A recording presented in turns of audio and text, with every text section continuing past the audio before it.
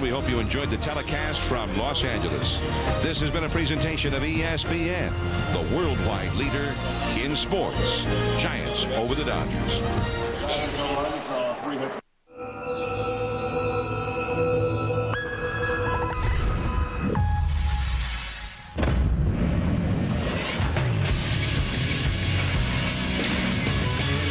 This is SportsCenter. Yo, long ball drought over yet? And why it's getting harder for security to protect Barry Bonds. Plus, Fat Albert goes absolutely homer nutty in St. Boogie. Can Kobe push the Lakers back into the postseason Sunday? And MVP or not MVP? That, y'all, is the question. Some QBs fulfill their promise, others nothing more than draft day bombs. Why picking the perfect QB is almost mission impossible.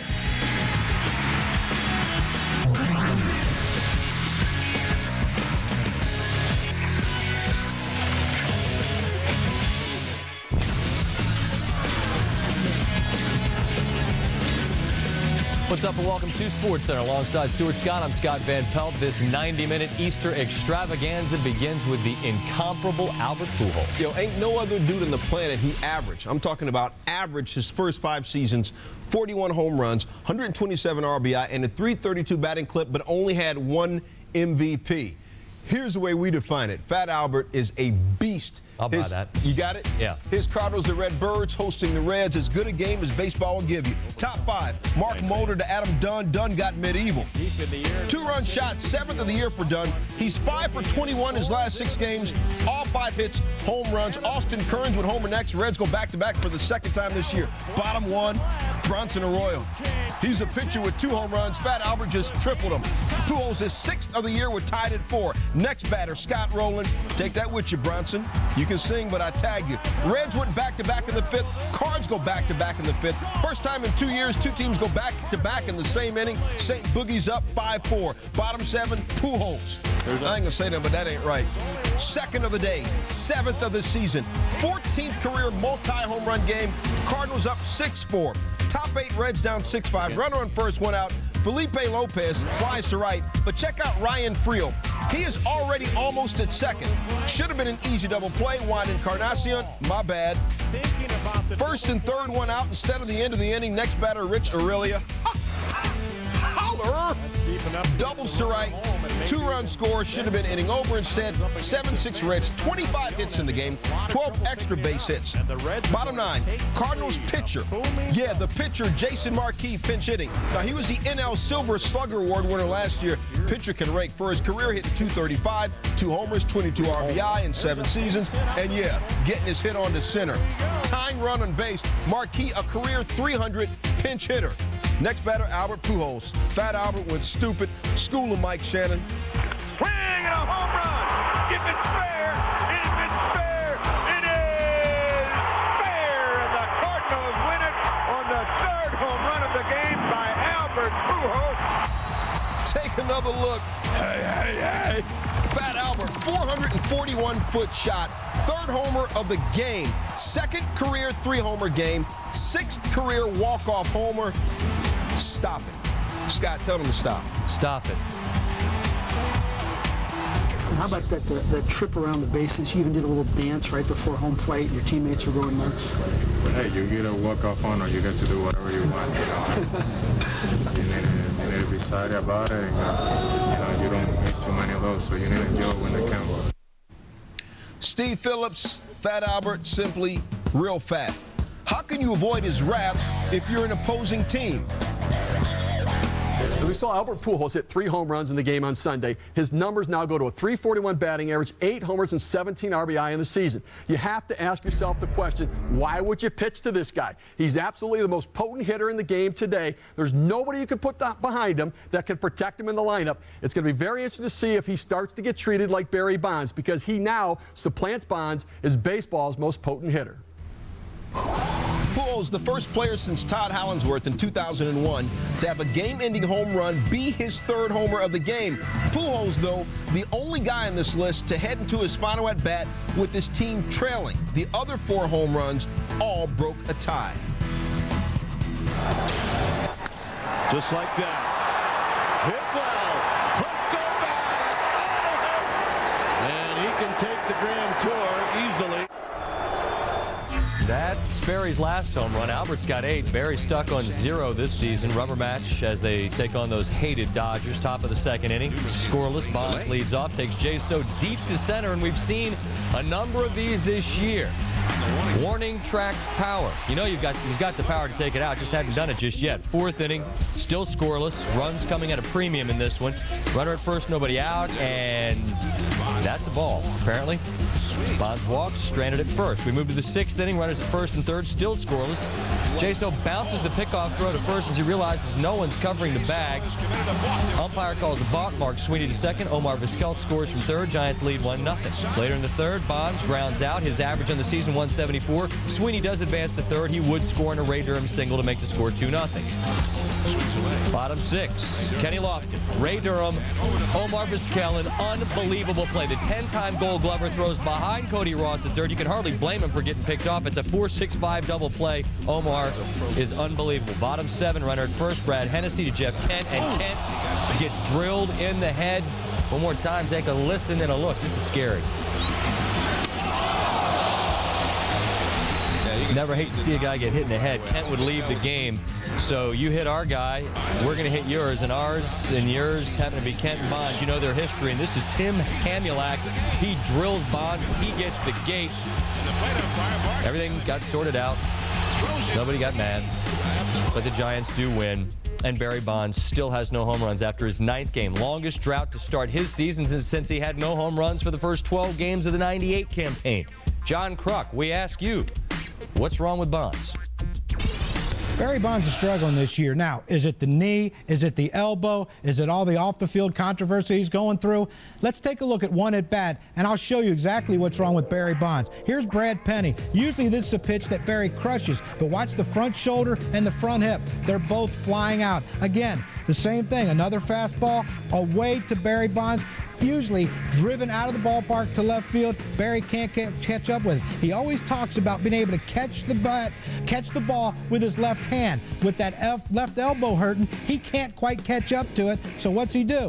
Everything flies out. He has to reach with his right hand, hits a weak fly ball to left field. But everyone thinks, you know what? We can still get it past this guy. He might be done. This is all it's going to take. One blast into McCovey Cove, and I guarantee you it's going to be ball 4 for Barry again. Bonds back in action Monday night in Arizona, faces Miguel Batista. He's 7 of 24 in his career with 4 home runs, a .320 batting average, 17 home runs in 52 games at what used to be known as the Bob. It's now Chase Field. They changed names. Anyway, 708 career home runs, 6 shy, still of tying Babe Ruth for second all time. From baseball flavor to NBA love, it'd be a nice birthday present for Kareem if the Lakers win and clinch a playoff spot. Jabbar, 6 MVPs. One-time MVP Steve Nash isn't playing either. He's hurt. Started the first quarter, Kobe the steal, getting some bunnies with a Baduka dunk. Trying to be just the 4th guy to ever average 35 points a game. Have some of that 3. Sebastian Telfair says, quote, Kobe is out there to murder people. He started the game on his own 7-0 run.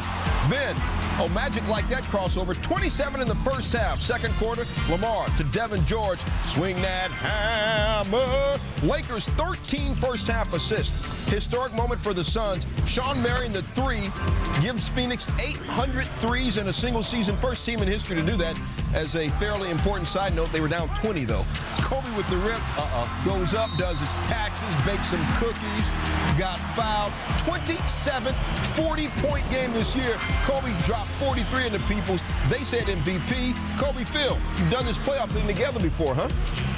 It is good to be back in the playoffs again, and that's an important step for this club because of the number of young players we have that haven't been there in the playoffs and haven't experienced that. It feels good. At the beginning of the season, nobody thought that we were going to be in this position. Nobody picked us to even be in the playoffs. So, it feels good that we gel together, playing well together, and, now see if we can't go in the playoffs, make some noise. We saw Kareem, got to say happy birthday. He's 59 on Sunday. Kobe would be the 4th player in the league, as I said, to average 35 a game for a season. He did the unthinkable back in January, trumping championship Sunday by dropping 81 points against the Raptors. Yeah, second most in history. And now, as I said, 27 40-point games, the most since MJ had 37 19 years ago. Mark Jackson, how do the Lakers match up with the Suns in the first round, when everybody's all healthy and whatnot? Guys, The Los Angeles Lakers present all sorts of problems against the Phoenix Suns. The Phoenix Suns are a basketball team that's perimeter-oriented. They live and die with the jump shot. When you live and die with the jump shot, it will cost you down the road. No post presence trying to break you down on the perimeter. Also, the Lakers have a home run hitter by the name of Kobe Bryant, a spectacular player that can put the rest of the guys on his back. Lamar Odom's playing exceptionally well. Kwame Brown playing the best basketball of his young career. And Phil Jackson, this is his time of year. I believe not only will they give him problems, but I predict that the Lakers will beat the Phoenix Suns in the playoffs. Phil Jackson making his 15th trip to the playoffs. In the previous 14, he's never failed to make it past the first round. And check this, he's only lost 5 playoff series total in 14 trips. Coming up later in SportsCenter, our guys debate whether or not Kobe is the MVP. The Kings can clinch a playoff spot if they beat a Hornet team that just played an emotional home game in Oklahoma City and lost. You figure they'd probably be out of gas. They were. That's Bonzi Wells, who took 9 steps on his way to the rim for a dunk. He was 7-9, had 16. And then Sharif Abdur-Rahim.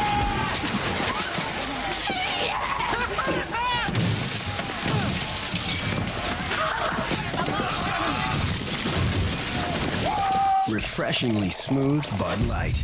Always worth it. I guess the savages didn't find all of them. SportsCenter, brought to you by AOL. Want a better high-speed internet? You belong at AOL.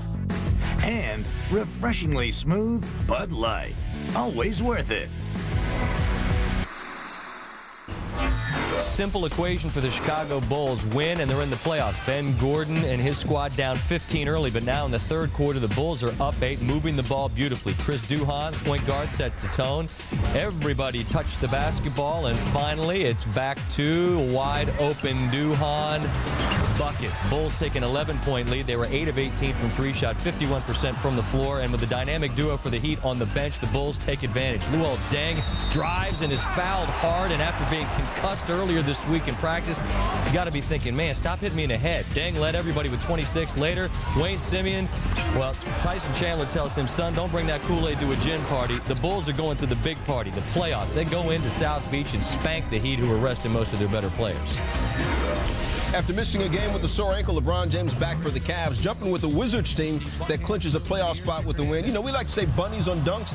That's LeBron Easter bunnies. 17 points, 5 boards. Second quarter, Antoine James can whoop it himself. He had 16 points, 11 boards. The Wiz up 10. Later in the second, Gilbert Arenas, a fashion since off the court, a buttery smooth jumper on it. He was 14 of 26 shooting, and then Kid went old school three-pointer on people.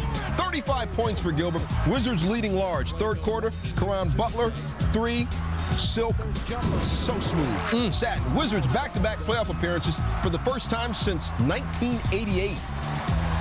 No spots left for the Eastern Conference playoffs. The Wizards and the Bulls take the last 2 spots on Sunday. The positioning still to be determined. The NBA playoffs, yes, they begin next Saturday and run for the next 3.5 years.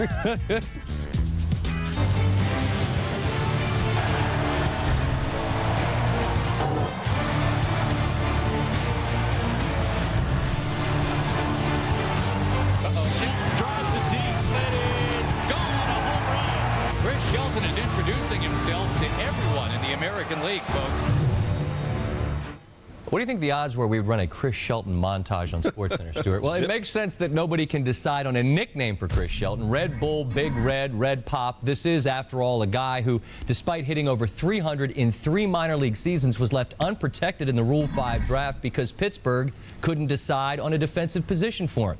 Detroit thrilled to pencil Shelton in at first base, but their GM Dave Dombrowski readily admits, and I quote, "We would have never predicted this," end quote. This is a torrid home run pace that continued on Sunday. Mike Maroth, the beneficiary, he was supposed to start Thursday, had a sore elbow, felt better, looked great. Travis Hafner's been hitting a bunch of home runs, but here we go, 4-6-3, inning-ending double play. Maroth also had 5 strikeouts on that day. He came in 6-1 his last 8 starts against Cleveland. All right, you can chew on these numbers for Chris Shelton. 15 extra base hits, and of his 21 hits, And he's done it again. 7 home runs. Let's make it 8. That was a pretty good pitch from Cliff Lee, who said afterwards of Shelton simply, he's on fire. That's 8 home runs. Tigers up 1-0. All right, Maroth on a 3-1 count to Ronnie Belliard. Gets a strike. 2 called.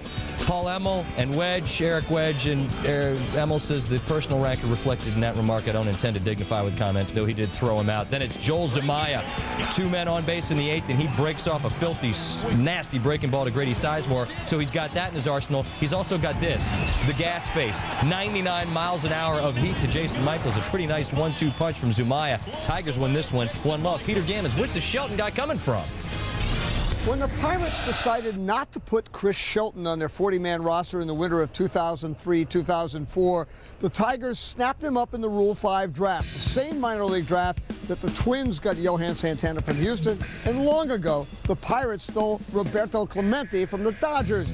Everyone in baseball thought Shelton would hit, very similar to Mike Sweeney. The question was, what position could he play? By the middle of last year, he had become a reasonably accomplished first baseman and was in the middle of the Tiger lineup. This spring, Detroit released Carlos Pena to make room for Shelton. He's in the middle of their lineup, and he'll be there for a long time to come. Chris Shelton, your Dockers all-around performer, now hitting .479, 8 home runs, 16 RBI, accounted for the only run as the Tigers blank the Indians. 8 home runs in his team's first 12 games. Only 8 players have done this, and 2 accomplished it on Sunday. You saw Albert Pujols in dramatic fashion.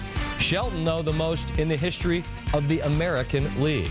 Now, Shelton's somebody you will not expect to rock it. Plenty of dudes you do expect were crushing the ball on Sunday. White Sox, Blue Jays, bottom 2, Sox up 3-0. Big tall brother 6'2" want to hit you. Jim Thome, 7th home run of the year. He had 7 all of last season. First big leaguer since Frank Thomas in 1994 to score at least 1 run in the first 11 games. Top 3, the skies open up. The umps stopped the game because of the rain. Lasted almost an hour. Top 5, they're trying to get it in. Blue Jays down 6-3, bases loaded, 2 out. Benji Molina ground ball to Tadahito Iguchi. I guess it really wasn't about that time. He couldn't make the play because of the rain in wet field. Next batter, Eric Hinsky, strikes out swinging. That ends the Blue Jay 5th. The game is now official. And after a few Cosby episode reruns and another rain delay, the umps call the game. White Sox 6-4, rain shortened. Twins looking to bust out the brooms on Easter Sunday and sweep the Yankees. Instead, the Bombers bombed Jason Giambi. I am William Wallace. To dead center off Brad Radke, his 3rd of the year. He would add another in the 6th inning. One of 4 Yankees with a 3-hit day. Bottom 6, bases empty. Joe Mauer, a cue shot, and Derek Jeter. Who's better than this guy at shortstop? He also had 2 knocks at the dish to Jeter. One more look from his knees.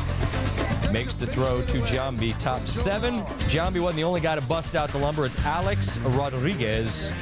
8 of the Yankees' 17 hits were for extra bases. This represents his 432nd career home run. He passes Cal Ripken Jr. for 36 on the all-time list. Yankees win it 9-2. 3, I beg your pardon. Angels, Orioles, top 1. Chris Benson starting for the Orioles. You know, it's all good. He's back with his wife and everything. But he was facing Vlad Guerrero. Ooh, I don't even know who you are anymore. Vlad's first homer since opening day. 1 zip halos, but he is back with his wife, so he happy. Bottom 2, 1-0, 1 out. John Lackey facing Javi Lopez with 1 runner on first. Lopez, deep center. Darren Erstad goes up for it, comes up empty. Now, Miguel Tejada thought it was caught, so he ends up crossing paths with Javi Lopez. Lopez ruled out for crossing the runner. Tejada awarded home. Game tied at 1. Top 7, 4-2 Angels. Vlad Guerrero. Oh, man. There is a God, and his son is Jesus. 28th career multi-homer game. Angels up 5-2. Bottom 9, 9-3 Halos. Runner on 2nd and 3rd. Closer Francisco Rodriguez facing Javi Lopez. After the pitch, it came down awkward, grabbed his hammy. Angels don't win it 9-3. Braves going for the sweep of the Pods. Make sure to check it out. Andrew Jones, 3 for 21, no home runs against Woody Williams. Let's make that 4 for 22 and 1 home run for Andrew Jones. Had 51 last year. Braves led 1-0, ultimately led 3-0, but now in the 8th we're tied at 3s. Dave Roberts facing Mike Remlinger, and Ryan Longerhans lays out, forgot the ball. Roberts can scoot. He scoots in with his 2nd triple of the year. Next batter, pinch hitter Eric Young. Pete Orr playing in. Not much time to react to this shot, and it's off his glove. Roberts scores 4-3 Pods. Bottom 9. Trevor Hoffman, and he said, I found a way to turn it into something interesting. He pulls a string on that wicked changeup. Jeff Francoeur flailing away. Hoffman gets the save. Padres get the comeback win. In the 1 month and 3 days since the infamous Duke lacrosse party, there have been allegations of sexual assault, racial unrest between a largely black community and a mostly white private institution, a violently graphic email from a player's computer. That player suspended, the lacrosse team season canceled, negative DNA tests, demonstrations, emotion. What there hasn't been are any criminal charges filed. As Rachel Nichols reports, though, all that may be about to change.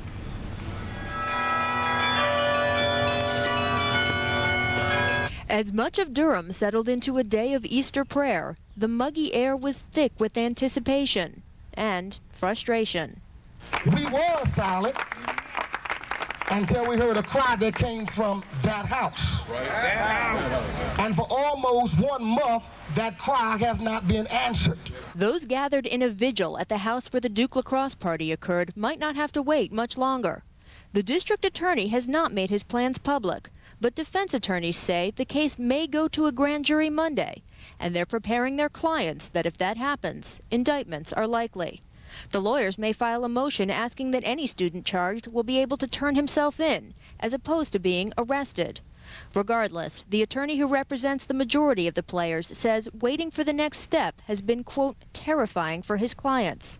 Because the players say none of them committed a crime, they say they feel which of them are indicted will be, quote, perfectly random. Meanwhile, members of the accuser's families say they're confident in her identifications of those she says are involved. I spoke to her father, who said this has been a very rough weekend for her. And while there are those in the community who say they'll feel better if arrests are made, he disagrees. He said, quote, there's just nothing good that can come out of this. We wish the whole thing had never happened. In Durham, I'm Rachel Nichols, ESPN. Rachel, thanks a lot. DA Mike Nifong overseeing the investigation while at the same time campaigning for re-election is telling voters in Durham he'd rather, quote, do the right thing than win this election, close quote. Boston's bats staying quiet, but did it matter to the red-hot Josh Beckett? The fiery right-hander just one win away from teaming up with Curt Schilling to make Red Sox history on the way to Fenway. And what does it take to keep Barry Bonds safe as he swings for history? We'll hear from those in charge of protecting the Giant slugger's back, why the challenge is only getting tougher. The FIFA World Cup. All 64 matches on ESPN, ESPN2, and ABC.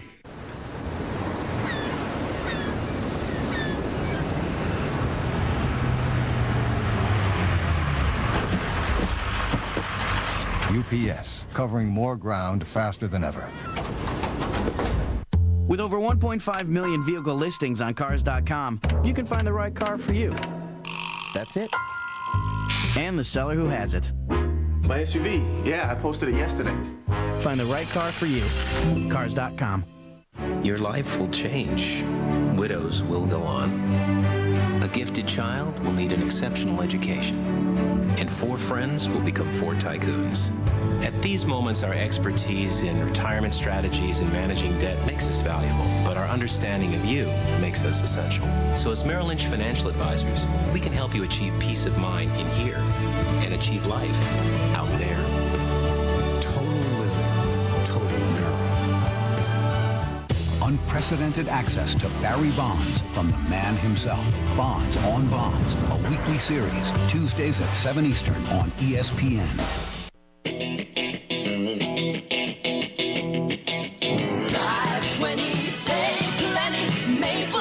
Geneseo. Put Maple Leaf and Geneseo on your list. It's only a 20-minute drive to savings. It's that easy. It's been 4 years now since Tracy Shelf was diagnosed with cancer.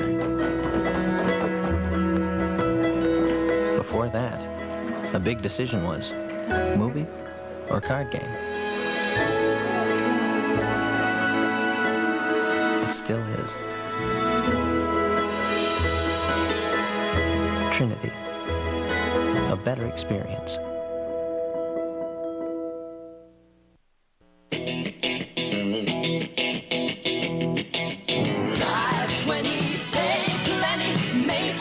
Geneseo. Put Maple Leaf and Geneseo on your list. It's only a 20-minute drive to savings. It's that easy. Josh Beckett looking to match Curt Schilling's 3-0 start. The 2003 World Series MVP looking good. Bottom of the first. It's 1-0 Red Sox. Jason Varitek to Adrian Beltre. Throws to first. Varitek is called safe. Not accurately called by Rick Reed. You will see clearly the captain is out. Jared Washburn was not happy with the call. That's what you do when you're not happy with the call. Top three, Ichiro on first.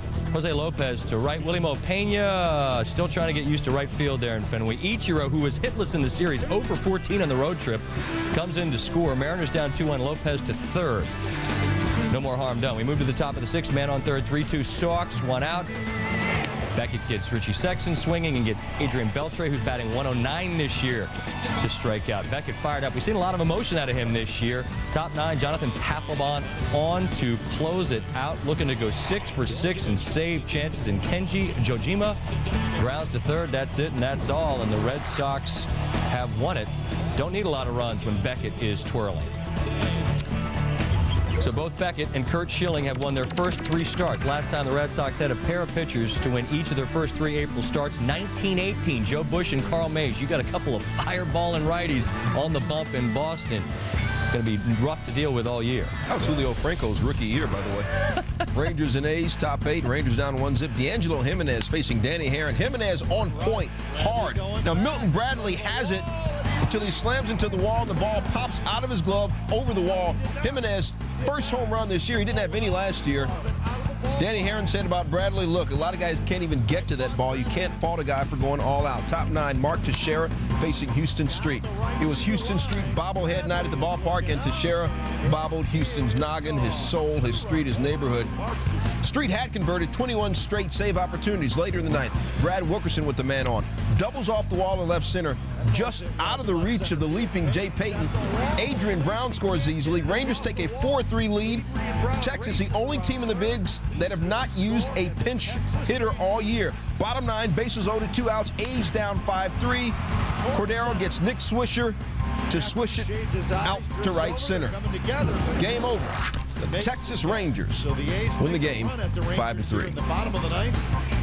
This is the scene in Chavez Ravine Sunday night against the Dodgers. A look at the outfield wall. You see the men circled by the warning track facing the outfield seats. A police officer out in the outfield seats as well to keep an eye on the fans. Extra measures being taken to keep Barry Bonds safe from potentially rowdy fans. And when Roger Maris chased Babe Ruth's single-season home run record, he had to deal with the fans who wanted the Babe's record to stand and with the media who never loved him quite the way they love Mickey Mantle.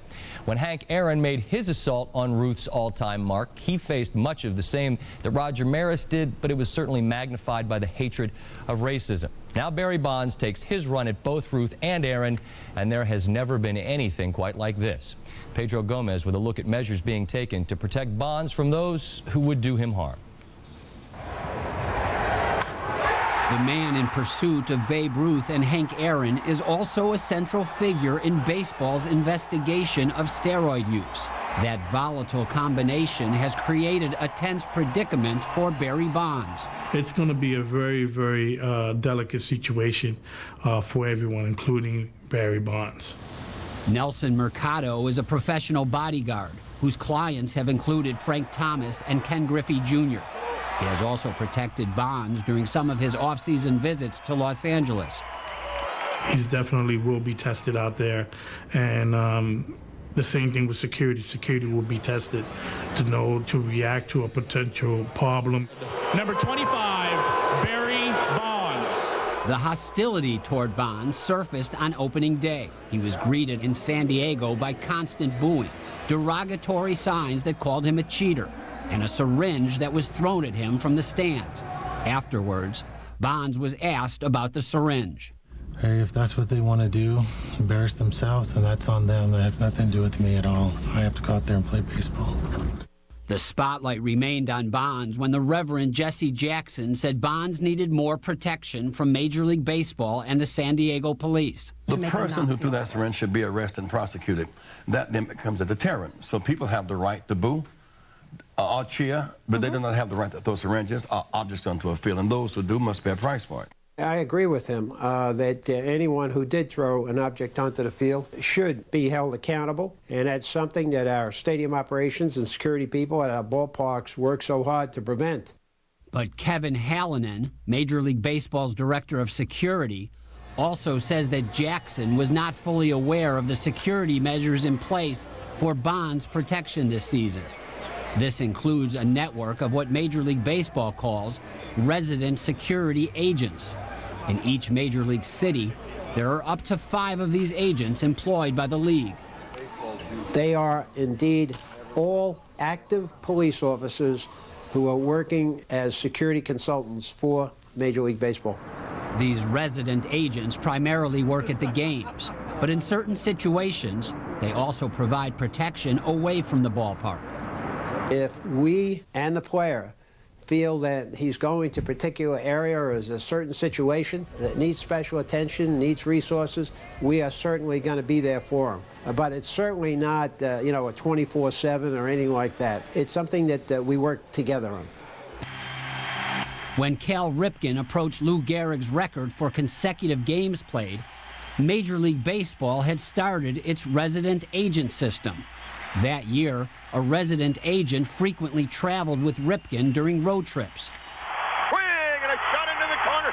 And in 1998, the league assigned resident agents to Mark McGwire and Sammy Sosa as they chased the single-season home run record.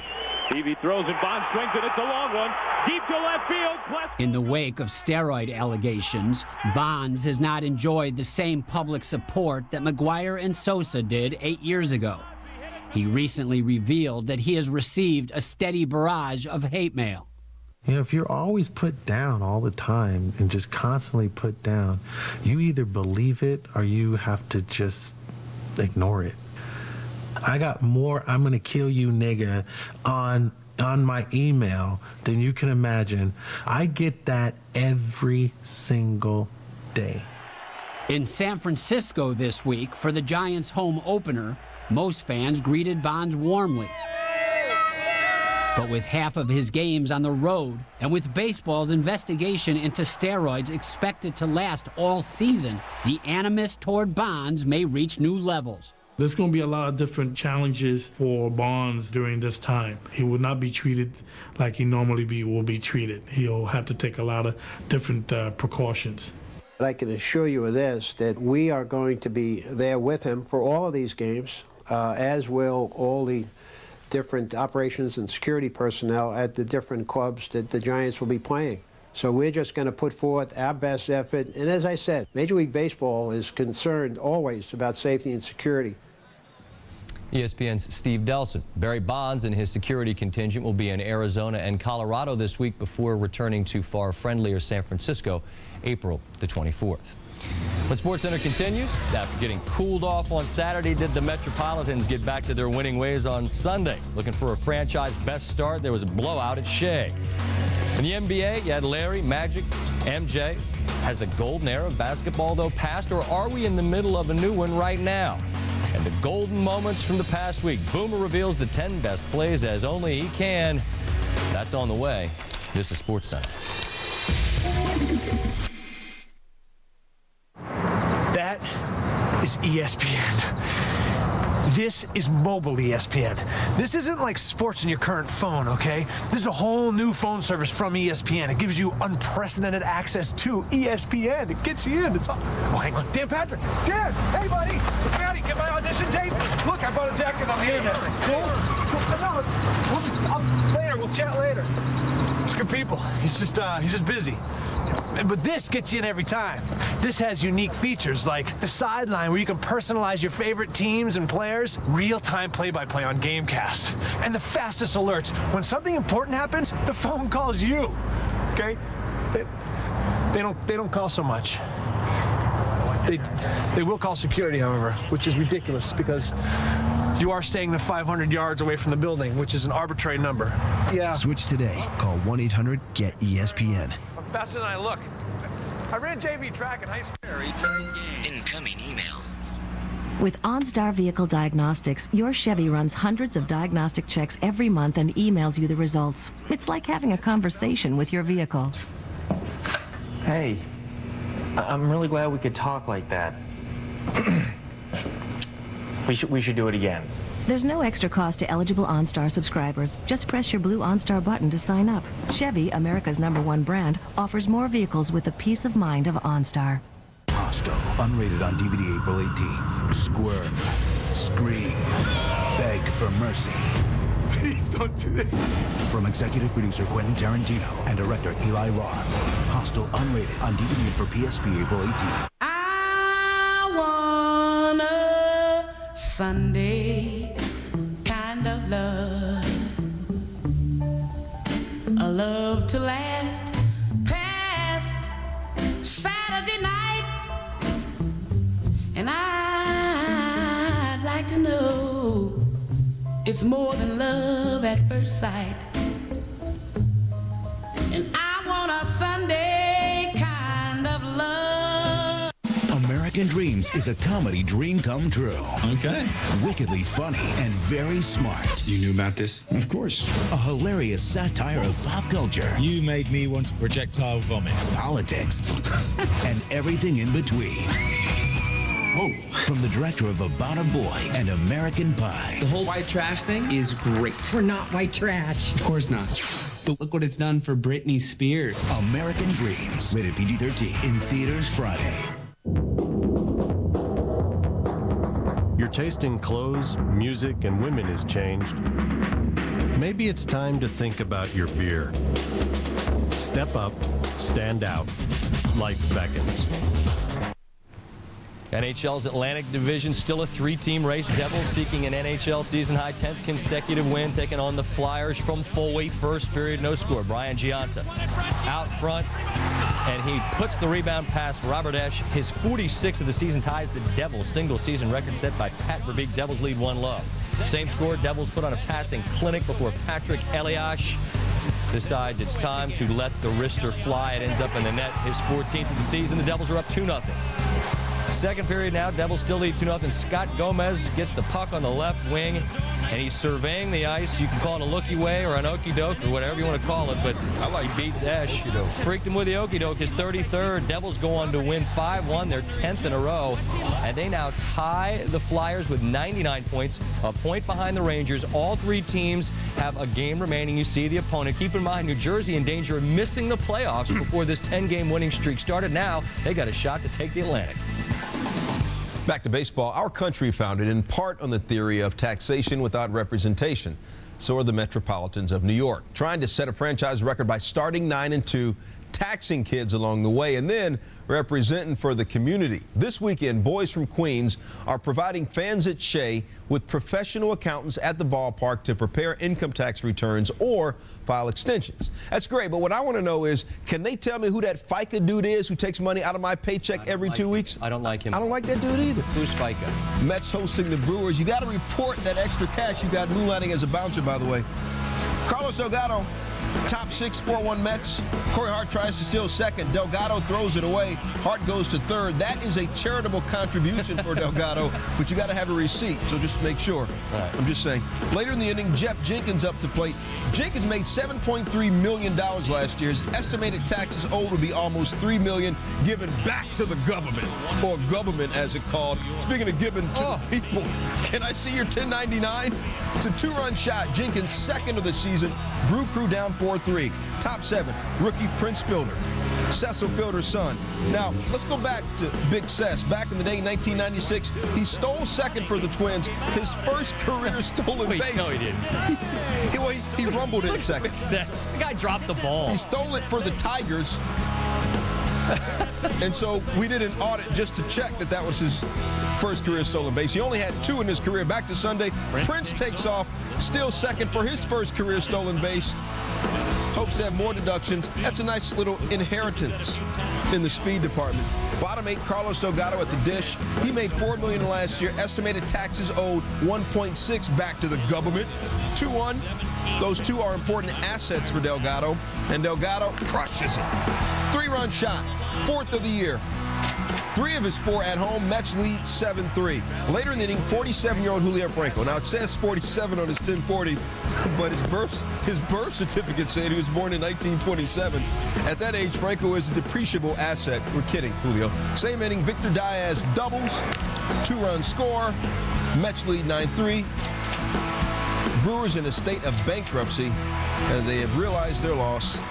Mets 9-2, their best start ever. First time they've ever won their first 4 series. Don't forget to turn in your taxes on Monday, people. Glendon Rush 1-7, lifetime against Pittsburgh. Meanwhile, Ian Snell looking for his first win of the season. Top 6 runners on first and second. Derek Lee at the plate. Snell tries to get Juan Pierre off at second, and the ball bounces off Pierre's melon into second. He'd be all right. Stayed in the game. He incidentally had his second 3-hit game of the year. Same at bat, and Lee. This guy, if Albert Pujols didn't play in the National League, Derek Lee would start at first base in the All-Star game, but there's that Pujols guy. Anyway, Pierre and Freddie Bynum coming to score. They're up 5-0. Glendon Rush gets the win with 6 solid innings pitched. Back to the NBA, Spurs, Timberwolves. San Antonio can clinch the division title and best record in the West with the win. Nick Van Exel working the alley. Tim Duncan freaking the oop. Timmy! Though only took 6 shots all game. Later in the second, Mikhail Baryshnikov, Gregory Hines, White Knights, Tony Parker, 10 hooples, 10 pirouettes. Parker had 11 points. In the third, Tim Duncan from the corner. Booyah! Big fella. Only his 23rd career three-pointer. He only had 10 points. Spurs, though, clinched the top spot in the West. They win by 13. Dallas, well, they're trying to see what they can do here, and Utah's hoping that they can make the playoffs. Oh my Lord. Eric Dampier with the giant facial. Jason Terry, Dirk Nowitzki, action Dirk. I'm ready to shoot, Jack. Dallas leads by 12, and in the fourth, Dallas up big. Dirk Nowitzki fouled hard by Chris Humphries. Nowitzki takes exception. They get faced. Hey, look at me, son. You don't do that to me. I'm Dirk. Technicals, Jerry Sloan wasn't happy. He wasn't happy. His team, the Jazz, gave a good effort this year, but they're done. They're not going to make the playoffs. Keep in mind as you watch this, it's better for the Clippers to finish 6th than 5th in the West. I'll explain in just a second. Better not to win. Chris Wilcox at the free throw line. Vlad Radmanovic. All right, now he used to play for Seattle, and here he's scoring for Seattle. He don't play for them anymore. Seattle had 67 in the first half. Luke Ridnour 2. Nick Collison, who had 19. Seattle shoots 54%, and they go in and they beat the Clippers handily in L.A. And that's good for the Clippers? I'll explain why it's good for the Clippers. Because, see, out West, as you look at the Western Conference playoff teams, all these teams are in. All that's left to be determined is who plays whom. And if you finish 6th out West, okay, then that means that you get to play home against the Nuggets as opposed to finishing 5th when you would have to play Dallas. And then even if you beat Dallas, then the team you would likely have to play next would be San Antonio. So, again, better to finish 6th than 5th. Now, outside of some sticky spots in the Pacific Northwest where zillionaire Paul Allen wants out of owning Portland, the team floundering on the floor and hemorrhaging money off of it, and Seattle, where the city is balking at suggestions that the Key Arena is insufficient, NBA Commissioner David Stern has got to be a happy man. The dress code proved to be a non-story, and the young faces of the league are all soaring into the playoffs, which get started next week. Before that, this, the Sunday Conversation, the Commissioner, David Stern, and our Jeremy Schaap.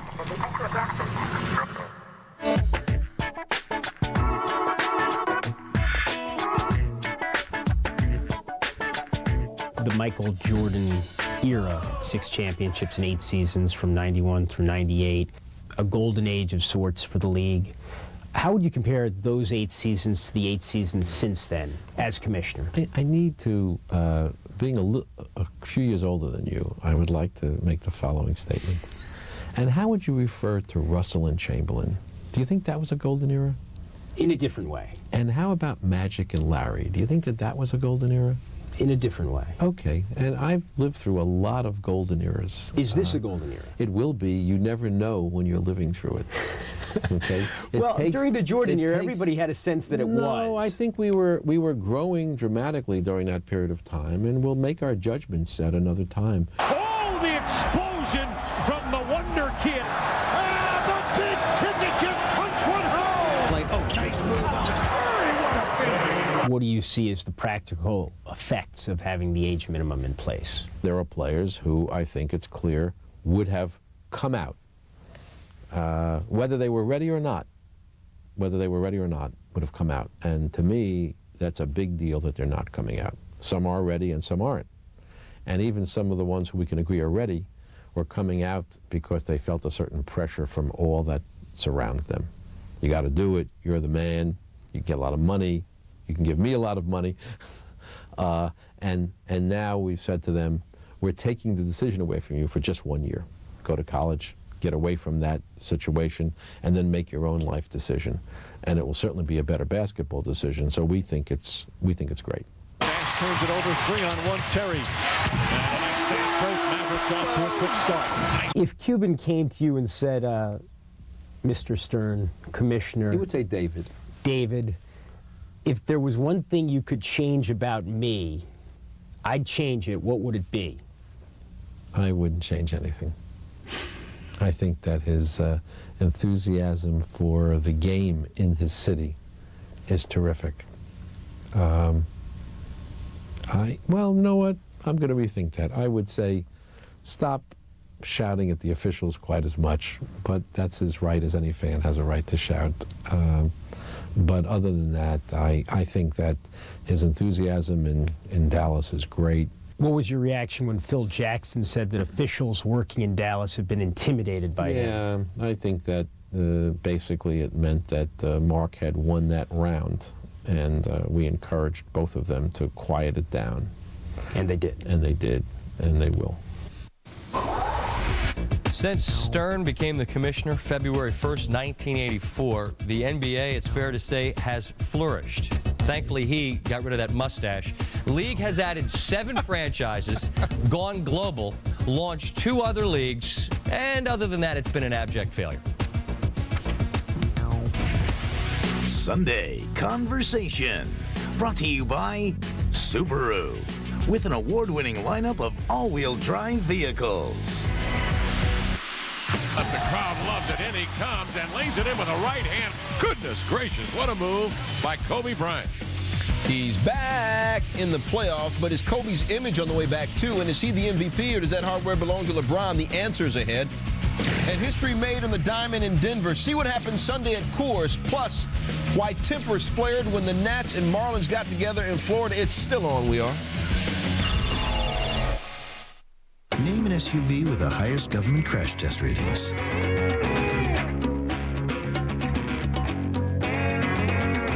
The highest possible ratings went to the all-wheel drive Subaru B9 Tribeca.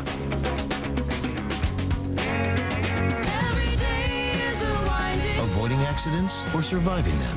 It's what makes a Subaru a Subaru. Get a $299 a month lease on the 5-passenger all-wheel drive Subaru B9 Tribeca. Coming up on the next Cold Pizza, Titans linebacker Keith Bullock's going to join us to discuss a potential controversy brewing in Nashville. Plus, one of the most downloaded women in the world, Cindy Margolis, joins us. Cold Pizza, 10 a.m. Eastern on ESPN2. This is the story of the student who had a gambling problem, who lost his student loans, who got kicked out of med school. This is a student who hit rock bottom. This is a student who called 1-800-BETS-OFF, who was put in touch with treatment programs, who got his life back.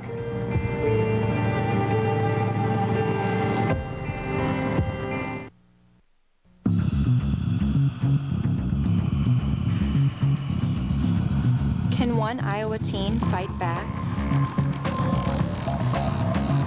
Can 2 Iowa teens stand up to a billion-dollar industry? Can dozens of Iowa teens spread the truth? Can hundreds of Iowa teens save lives? Can one Iowa teen fight back?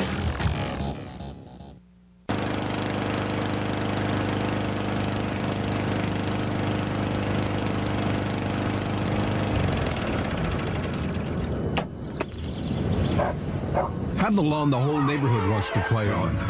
Lowe's now has the largest selection of John Deere mowers of any national retailer, backed by in-home John Deere service. Lowe's, let's build something together.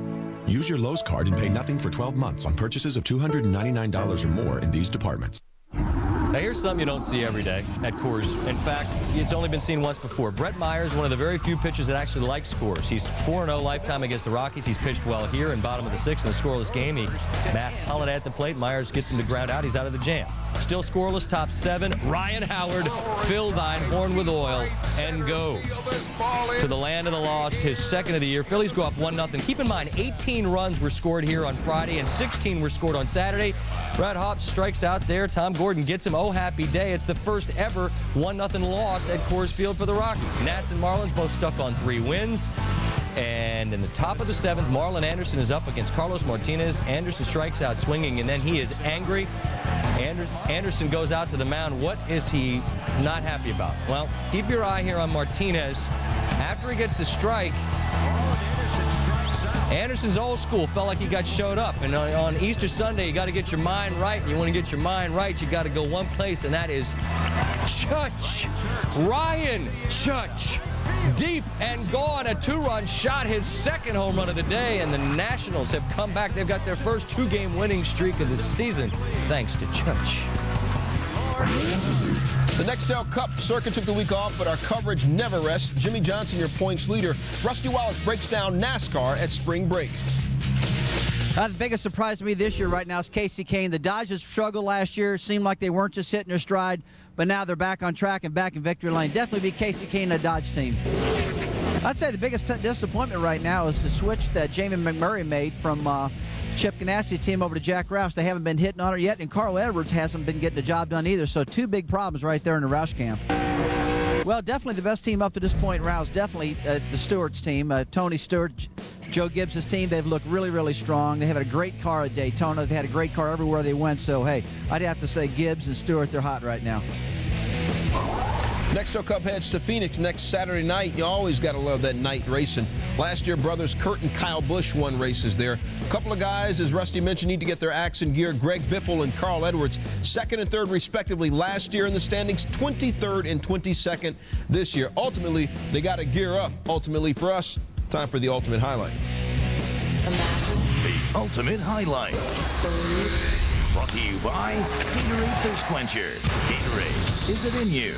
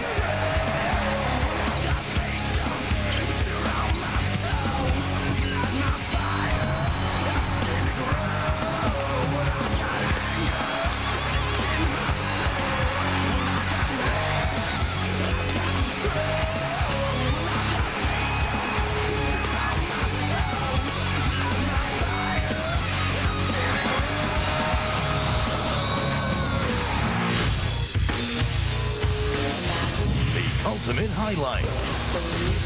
Brought to you by Gatorade Thirst Quencher. Gatorade, is it in you?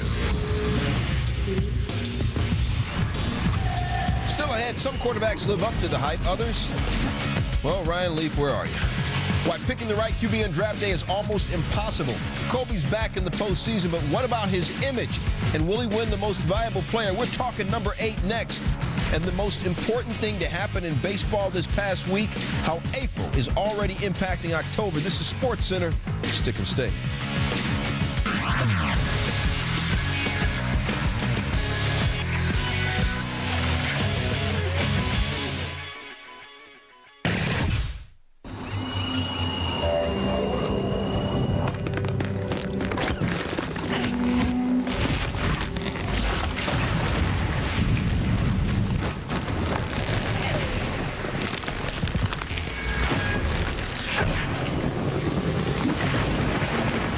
Introducing the rebirth of cool. Gatorade Rain. Start crisp. Finish clean. Stay cool in the heat. Gatorade Rain.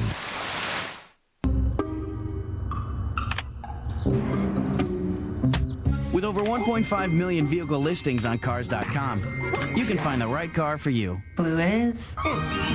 Find the right car for you. Cars.com. I'm a very calm person till I'm on the phone trying to order 20 pounds of pork when my wireless network. So I switched to seeing this all over network. The network with the fewest dropped calls. That's right. The leading independent research company proved it. Finito. So if you and get singular. Singular, with the fewest dropped calls, raising the bar. Attention passengers. We are currently experiencing delays. We apologize for the inconvenience.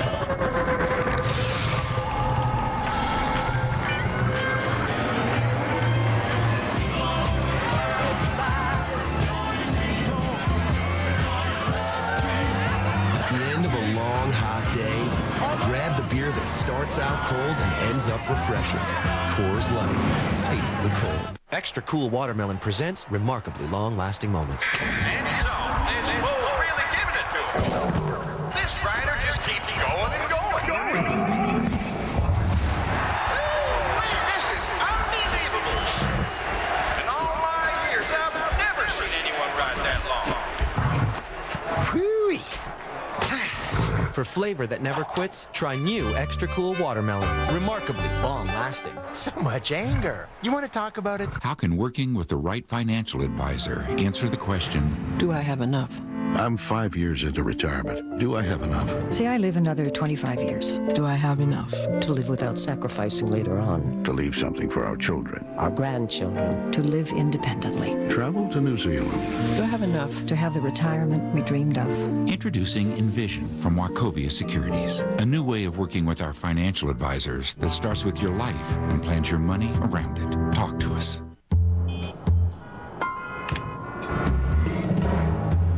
With over 1.5 million vehicle listings on Cars.com, you can find the right car for you. That's it. Find the right car for you. Cars.com. More baseball, Astros and Diamondbacks. Orlando Hernandez on the rubber for the D-backs. In some trouble in the sixth. Astros down 2-1. 2 outs after an intentional walk to load the bases. Willie Taveras single to left. 2-run score. Orlando, less than 6 innings, gave up 6 earned runs, 8 strikeouts. 3 batters later, Morgan Ensberg is cool as the other side of the pillow. Second homer in 2 games, third of the season. Astros going to win it 8-5. Well, it was a tough year for Kobe Bryant a year ago on all fronts. On the court, off the court, missed the playoffs. Image took a hit, but this year he's back in the playoffs, and many people are chanting those 3 letters, MVP. So we send it down to Dan and the fellas in Times Square on all things Kobe. This is a topic right up your alley, because at halftime of the Lakers and the Suns, you told the nation that Kobe, when it's all said and done, will be greater than Michael Jordan. Therefore, you should have no problem telling us why Kobe's the MVP. Well, leading the league in scoring, 35-plus a night. Right now, the Los Angeles Lakers, 7 games over 500, a team that has no business in the playoffs. Phil Jackson's finest job and Kobe Bryant's finest job getting this team into the playoffs with a legitimate shot of advancing. Well, he actually liked LeBron James as the MVP, but we're going to let him forget that. But that is true, right? Earlier today, that is true, Dan. So you really felt strongly, obviously, about LeBron if you've changed your mind already. I did like Kobe at first. I changed to LeBron. Right now, I'll talk to you next week. But you still feel Kobe's going to be the greatest player of all time? Absolutely, 100% the best that's ever lived. Kobe MVP? I like him as MVP. I think he's had a superb season. It's been a historical season in some sense, in the fact that he still has his team in the playoff. This is a guy who's brought his team back from last year after struggling and trying to get into the playoff. Now with the resurgence of Phil Jackson, this team looks a lot better. It looks a lot more exciting. I like what I see. Can you make the parallel with Bonds going for MVP in baseball and people maybe not liking him but respecting him, and Kobe with this image transformation that he's just far and away the best player? You have to vote for him. Well, you have to, but you have to understand also there are people that will never attach themselves or embrace Kobe Bryant because it's either love him or hate him. You take a look at his commercials. That's 100% true. Kobe Bryant is a superior talent. But why is his image like that? He's distant. I mean, how is he different from Jordan with Jordan's image, just as a basketball player? Well, I think the fact that Kobe hasn't embraced his teammates. In years past, that's been one of the biggest problems, is how Kobe Bryant can communicate with his teammates. And I think that's really what's going to hurt him when it comes down to the voting. Doesn't matter to me whether he's hanging out with me or not. If he gets me into the show with an opportunity to advance, I'm very excited and happy to play alongside of him. Have you changed your opinion? It's been like a minute. Kobe Bryant. Kobe Bryant's now your MVP? Yes. It could change. Has it changed? Kobe. Yeah, Kobe. Mark Jackson, Scottie Pippen, I'm Dan Patrick. Back to you guys. Thank you, fellas. Kobe with another 43 on Sunday, now averaging 35.4. Only 3 different players have averaged at least 35 per game in a single season. Kobe needs to score 3 in his final game, so you figure he'll get there. Just as a point of reference, Wilt did it 5 times. One of those years, the man averaged more than 50 points a game. The knock on former Heisman Trophy winning Matt Leinart is nice touch, but can't zip it. The knock on national champion winning Vince Young, he can zip it, but son, what's up with that flicked throwing motion? The knock on Jay Cutler, nice new hype, but is he as good as the other 2?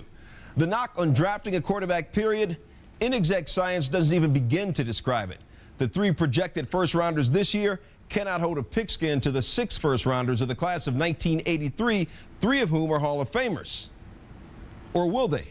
Trey Wingo details the nervous sweat involved in the entire process.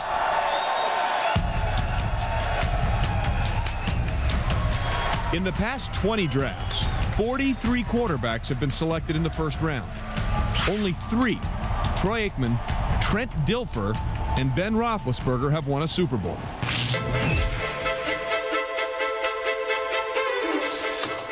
Drafting a quarterback has become one of the biggest challenges for the brain trust in an NFL draft room. It's probably the hardest position to evaluate. More mistakes are made there, I think, than any other position. A scout will have one opinion, a coach will have another, a GM will have another, and so you've got a lot of factors that you have to weigh. It's the intangible, undefinable quality that you probably can't see, but you have to feel about a quarterback, and you just better be right. Despite the rigorous scrutiny placed on quarterbacks leading up to a draft, not everything can be measured. The one element that is a part of the selection of any player that is very, very difficult to determine is, has this young man reached his full potential, or is he still a player who is young that has the opportunity to get better and better and better? You know, some kids, some athletes just can't handle the pressure of the next level. Will the guy take you down the field with the game on the line and make the plays that you have to make to win a championship? That's the question. The draft's history is littered with stories of first-round picks like Ryan Leaf and Heath Shuler, who never reached their potential. But there are just as many examples of quarterbacks drafted in the lower rounds who went on to great success.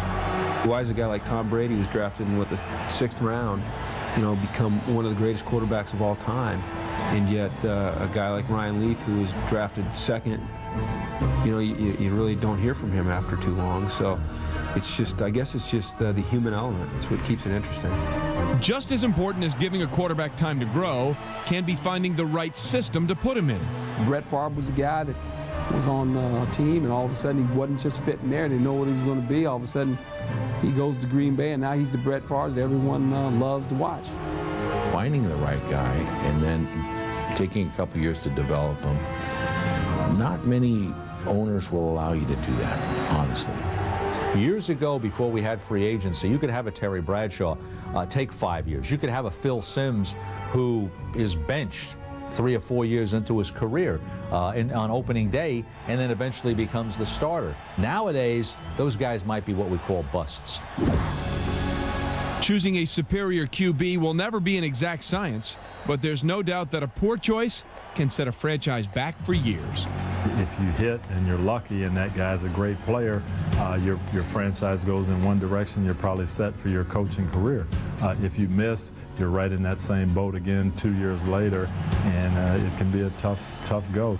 You could be set back 8 years before you ever see the light of day if you make a mistake on that pick. Vince Lombardi, he said, if we make a few personnel decisions, we'll lose some games. If we make a mistake on a quarterback, we're going to get fired.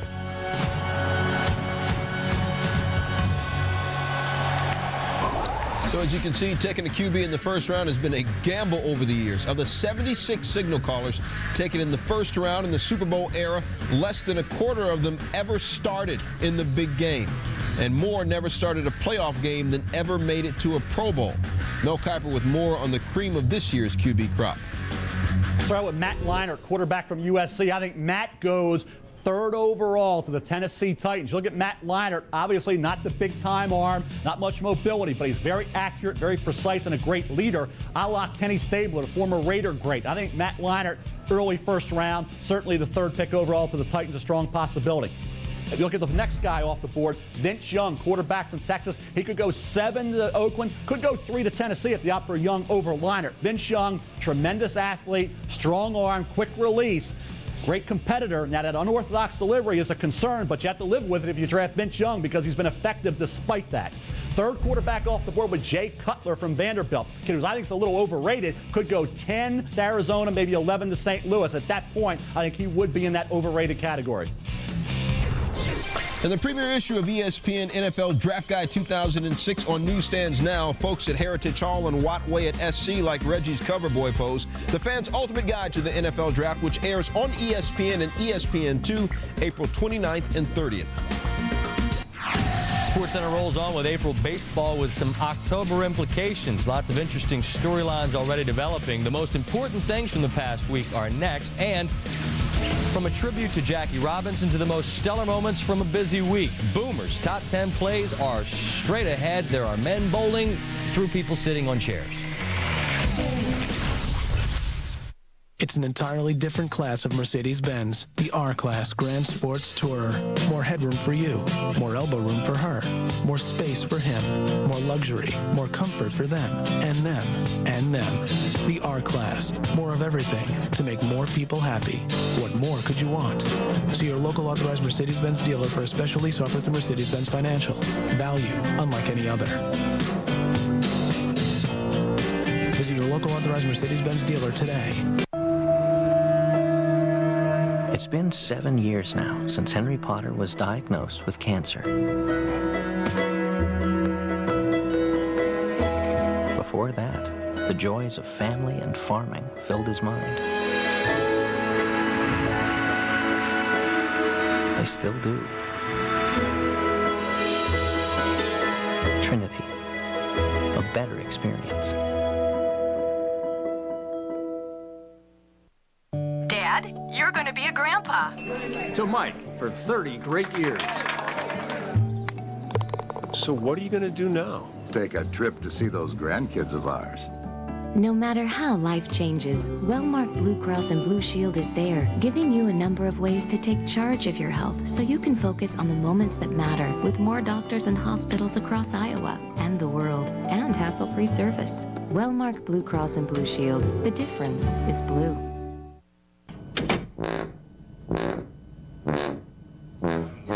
What's that? Rabbit food? Business casual slacks? Chintz pillows? No more. Time to be a man again. And it starts in the shower. This gets you clean. And it doesn't dry your skin. Not dry. Nice. And it looks like an oil can. New Dial for Men body wash. Michael! Be a man. I'm a man. Take back the shower. Yeah!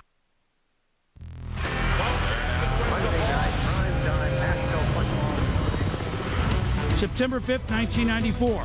Steelers Hall of Fame wideout Lynn Swann becomes the first sideline reporter in the history of Monday Night Football.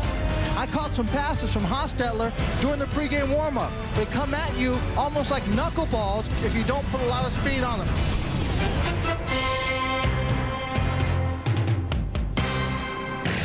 The week that was in the National League, your player of the week has got to be Fat Albert. Pujols, 5 homers, including 3 with the walk-off on Sunday. The Braves in desperate need of a win from a starter. They got it on Saturday when John Smoltz, and at 330-yard drive average on the golf course, shut out the Padres. And Team Mets go 6-1 in the week, 9-2 overall, the best start in their franchise history. Steve Phillips, what's the biggest story in the National League this week? The most important thing in the National League this week is the play of the New York Mets. In every game so far this season, the starters have gone at least 5 innings, taking them deep into the game. And offensively, they're hitting on all cylinders. They have the speed in Jose Reyes, and they have the power of Carlos Beltran, Carlos Delgado, and David Wright. They're scoring runs, they're pitching, off to a 9-2 start, the best start since 1985. So looking ahead to this week in the National League, those Mets take on the Braves in a 3-game set at Shea starting on Monday. Greg Maddux makes his first start as a 40-year-old Monday night in L.A. And you can't get enough of Albert Pujols, 4 hits shy of 1,000 for his career, and dude's only 26 years old. What's colder than cold? Ice cold. What's hotter than hot? Vlad Guerrero sizzling in the week that was in the American League. Vlad hitting 500, 2 homers, his batting average raised up to .444. And Baltimore, they are singing the praises of Leo Mazzoni. He's got Eric Bedard, 2-0 for the week, ERA of 1.2. He is 3-0 this season. And your team of the week, he said, the Tampa Bay Devil Rays. 4-3 the past 7 days, 7-6. Their second best 13-game start ever for Tampa Bay. Harold, what's the most important thing? Well, when I look at the American League, I like Chris Shelton. 8 home runs already, 3 this past week at a 375 clip. But the thing I like about him, he was a Rule 5 draft in December of '03. The youngsters continue to work and progress. I'm sure Pittsburgh's going, what were we thinking about? But that's a great job of scouting by the Tigers, getting him in the lineup. He was, by the way, the Mountain West Player of the Year in 2001. Looking ahead to this week, the big unit on the mound Tuesday as the Yankees take on the Blue Jays and the Boogie Down. Johnson yet to walk anyone this season. A couple of fellas who are struggling you don't expect to continue struggling. Manny Ramirez yet to hit a home run, and Ichiro hitless on his road trip thus far. Boy, Willie Mo Pena rips this to center field. Back. Gone! Willie Mo, Mo, Mo. How do you like it? How do you like it? Oh, y'all gonna love Boomer's top 10 plays of the week. What? Yeesh.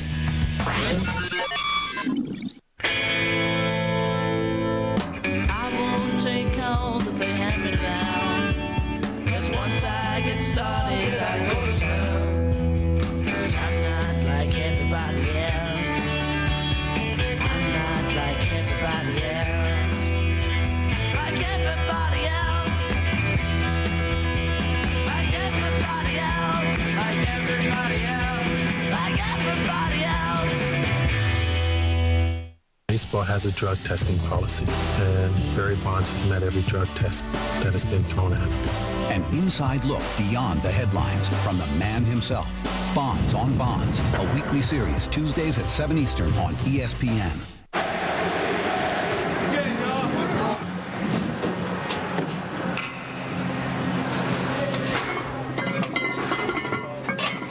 The NBA playoffs start Saturday on ESPN and ABC. Incoming email. With OnStar Vehicle Diagnostics, your Chevy runs hundreds of diagnostic checks every month and emails you the results. It's like having a conversation with your vehicle. Hey, I'm really glad we could talk like that. We should do it again. There's no extra cost to eligible OnStar subscribers. Just press your blue OnStar button to sign up. Chevy, America's #1 brand, offers more vehicles with the peace of mind of OnStar. Let's say you have a patient, adult male, 45, he's generally healthy, but his cholesterol is elevated. He's eating healthy, exercising, but his cholesterol is still up. Choices. Prescribe a cholesterol-lowering medicine like a statin. Good choice. Other options? How about prescribing Zetia? It works differently. Statins work mainly with the liver. Zetia works in the digestive tract, as do some other medicines. But Zetia is unique in the way it helps block the absorption of cholesterol that comes from food. So it complements what he's already doing. Yep, and Zetia, along with a healthy diet, lowered bad cholesterol by as much as 30 points. That's 18%. Zetia may not be right for people who have ever had liver problems, are nursing or pregnant or may become pregnant. A doctor will decide if Zetia is right for them. Unexplained muscle pain or weakness could be a sign of a rare but serious side effect and should be reported to a doctor right away. Common side effects included tiredness and stomach pain. Let's break for lunch. Eat healthy. Don't forget to exercise. Ask your doctor if Zetia is right for you. Zetia, it's a different way to help fight cholesterol. I had a really good time tonight. Me too. Yeah. Bye. Yep. It's getting really late. Night. All right. Okay. Bye.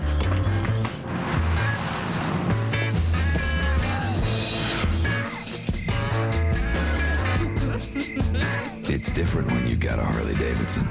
Own yours now. Visit harleydavidson.com or your local dealer for financing options.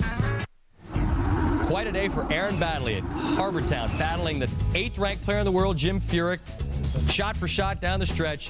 Through the first 3 rounds, Jim Furyk, one of the best putters in the world, missed only 1 putt inside 10 feet. Sunday, he missed 4 on 18. Baddeley's up 1. Furyk's had a great approach. He worked on it, thought about it, backed off, hit it in here to about 12 feet.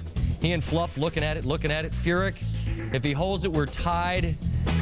And the putt just slides by. But Baddeley needed a clutch par putt to win. And keep in mind that early on the morning, on Sunday, he stood on this very green, and a very religious young man gave a testimonial at the Easter sunrise service, and he holes out.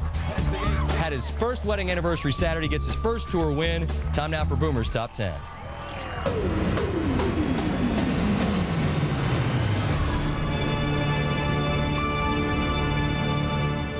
What can you say about this past week except happy holidays to everybody? The Easter Bunny lent me this thing, so happy Easter. Hope everybody has enjoyed their Easter Sunday. It was Passover a few days ago. It's Patriots Day in Massachusetts and Maine on Monday. And, of course, that great holiday, Income Tax, April 15th. Wow, what better way to celebrate a holiday week than by our top 10 plays of the week as we start at opening day in Boston. Get back, Loretta. Mark Loretta tips it to Alex Gonzalez for the routine double play. But plays at second base. You can't top this. Tadahito Gucci for the White Sox Saturday. Oh, also against Toronto. How did he make the throw? Amazing play. Major League Lacrosse, Colorado Mammoths Dan Stroop. Behind the back, to Ben Prepchuk. He scores against the Arizona Sting.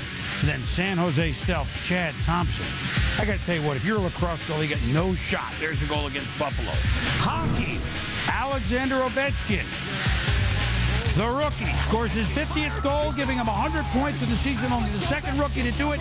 Teemu Solani, Winnipeg Jets, 76 goals way back when. But no goal tops this one than the AHL's Manchester Monarchs, Konstantin Pushkarev. Look at it again. When Pushkarev comes to shove, between the legs and a goal. Great goal in the AHL. Willie Mo Pena wanted to hide in right field for Boston. Oh boy, the tip-in home run. Frank Colanano gets a home run out of what could have been an out. But the next night we were there when Willie Mo struck back. Boy, Willie Mo Pena rips this to center field. Back. Gone! Tattoos it off the cameras in Koenig's corner, but he had to hit homer because the man who he was traded for, Bronson Arroyo, hitting that one, is now 2 home runs for the Cincinnati Reds. He's a pitcher hitting way below the interstate, below 100 lifetime at the plate. And how about the inaugural game at the New Busch Stadium? Mark Agent Mulder hit one out. So wouldn't you know it, on Sunday, Mulder against Arroyo. Mulder strikes out Arroyo because the bunt with 2 strikes, foul. But Arroyo gets him back, swinging. No home runs. Mulder against Arroyo. See, it takes one to know one, and they shut him down. Who knows if Bronson Arroyo or Mulder or any of the pitchers are going to approach the single-season record held back in the 30s by Wes Farrell, 9. More modern times, the late, great Don Drysdale had 7 a couple of seasons. And then there were some other great-hitting pitchers, like a guy named Ruth. We're going to make you an outfielder. I wonder what happened to him. What happened to the top 5 plays of the week? That's coming up around the bend.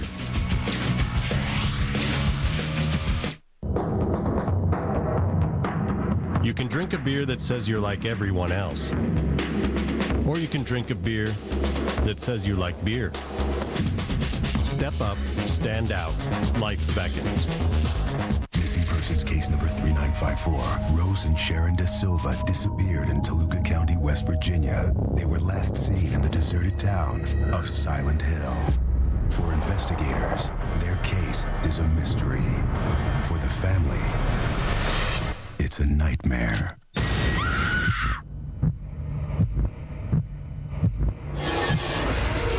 Silent Hill. Rated R. With over 1.5 million vehicle listings on Cars.com, you can find the right car for you. That's it. And the seller who has it. My SUV. Yeah, I posted it yesterday. Find the right car for you. Cars.com.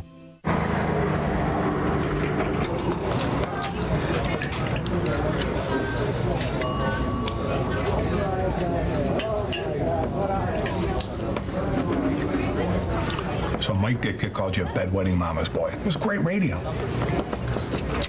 Pass salt.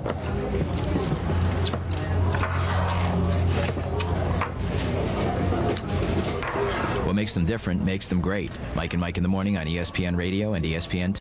Family sharing has never been easy. At least now sharing minutes is with iWireless. Now get 50% off the first 3 months of all iWireless nationwide shared plans. Save even more with free mobile-to-mobile calling and unlimited nights and weekends. Add lines for just $9.99 each. Plus, get up to 5 Nokia phones for just a penny each. Or choose from Motorola or Sony Ericsson camera phones from only $29.95. Family sharing made easy. Hello. Thanks to iWireless. This is the Toyota Tundra. Of all full-size pickups, it has the lowest fuel cost, the lowest operating cost, the lowest cost of ownership, and the lowest depreciation. So it makes sense that of all full-size pickups, IntelliChoice named this best overall value. Now, I had a lot of heart for my old truck, but lately, just prefer to use my head. Lease Tundra for $279 a month or get $1,500 customer cash. Toyota, a great way to keep moving forward. Texans doing what? Even Mel Kiper, draft expert, gets his information from mobile ESPN. Leinart going where? Tell you what, Vince Young, he could be a star there. Trade messes up my daggone top 10. Instant alerts. Bush, Leinart, Young. When they go, you'll know. Switch to mobile ESPN today. Cowboys, first TO, then this? Call 1-800-GET-ESPN or go to your local Best Buy. And now our top 5 plays of the week. Can it be almost 10 years ago? Yes, it was. Game 1, 1996 ALCS. Yankees at home against Baltimore. And Jeffrey Mayer, the fan, reaches and, steals the ball from what could have been an out caught by Tony Tarasco. Whatever happened to Jeffrey Mayer? Well, he's playing baseball at Wesleyan University in Middletown, Connecticut. And he now has 170 career hits. The all-time hit leader at Wesleyan, more than even Bill Belichick. The Stick, or the Lighthouse, off 18 at Hilton Head, where the PGAers were. Chris DeMarco off the stick and in for birdie in the first round. But why did Aaron Baddeley win? Watch this second round on 18 from 191 yards out. The Eagle, Aaron Baddeley to the bone, wins at Hilton Head. But speaking of Eagles, how about the Flying Eagles skills competition? Are you kidding me? Chris Barnes. The animals are out of the barns. Norm Duke with the towel trick through the chair for the strike. And then more skills. Don't try this at home. Patrick Allen. They call it the pool shot. Doink. These guys are great. And we all think we can bowl, right? Back to baseball for play 2. Not one, but 2 catches in the bottom of the 10th for Milwaukee's Carlos Lee. Robbing Juan Reencarnacion of a home run. And then in the bottom of the 10th, Jim Edmonds bid for at least an extra base hit. Cartridge filed again by Lee. And then at the top of the 11th, bang! How often do you see it? The defensive play, they come to the plate, gone, and the Brewers win thanks to Carlos Lee. But the number one play this week, April 15th at Shea Stadium and through all ballparks, Jackie Robinson Day. His wife, Rachel Robinson, there through all the lessons of courage way back in 1947. Going to be 59 years ago that the late, great number 42, Jackie Robinson, broke the color barrier with courage and class and style that we will never forget him. You know what the best thing about retiring that number 42 on all the walls and all the stadiums around the bigs? Maybe a young boy or a young girl will ask their mom and dad, well, who wore number 42? And their parents might tell them, well, let me tell you a story about Jackie Robinson. It's a story everybody needs to know. Happy Easter once again, everybody. Thank you, Boom. The table set for a classic matchup at Shea Stadium. What to watch for when Pedro Martinez and Andrew Jones face off Monday in New York. That is next on SportsCenter. Wednesday. Hello, Sydney. Mom. The end is just beginning. The final season of Alias begins with a breathtaking 2-hour event. Wednesday, 8/7 Central, only on ABC. I want a Sunday kind of love. A love to last past Saturday night. And I'd like to know it's more than love at first sight. And I want a Sunday kind of love. Who has the safety of all-wheel drive standard?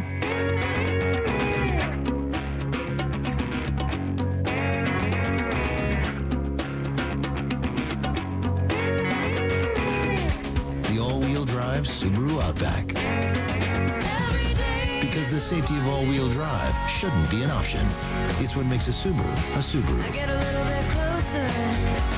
Get $2,000 customer cash or 0% financing on the Subaru Outback. Hey, check out how fast GPS is. What do you mean? Hey, guys. There you go. UPS, covering more ground faster than ever. Hostel, unrated on DVD April 18th. From executive producer Quentin Tarantino and director Eli Roth, the scariest movie in a decade. Hostel, unrated on DVD and for PSP April 18th. Investing is about knowing the waters and where the real risks are. At T. Rowe Price, we navigate the market with discipline, relying on experience and our own independent research. For each 1, 5, and 10-year period, 70% of our mutual funds beat their Lipper average. Low-cost mutual funds from T. Rowe Price. Invest with confidence. Request a complete prospectus or profile with investment objectives, risks, fees, expenses, and other information to read and consider carefully before investing. Champagne, gentlemen. Don't worry, I got us covered. What is that? It's Coors Light Cooler Box. 18 plastic bottles and a ready-made cooler. All we need is ice. Genius.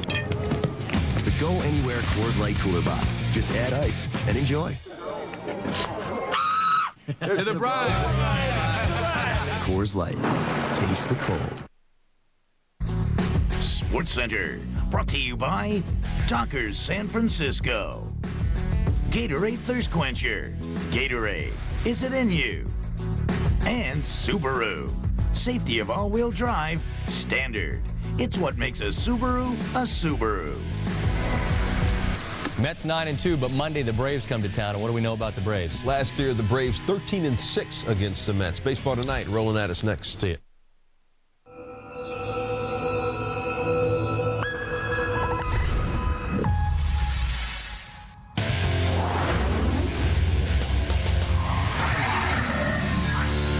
Coming up on Baseball Tonight, when is a home run not a home run? We'll show you one of the strangest plays you'll ever see. More controversy abounds on this Easter Sunday.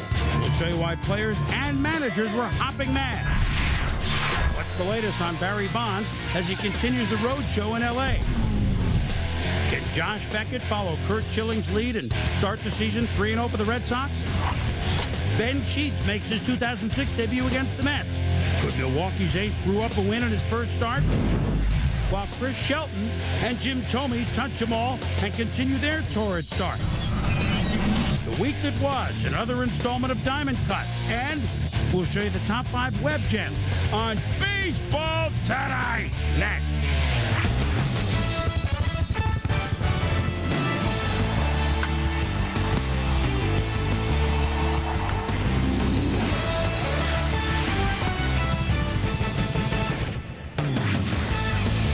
Welcome to Baseball Tonight, driven by Chevrolet.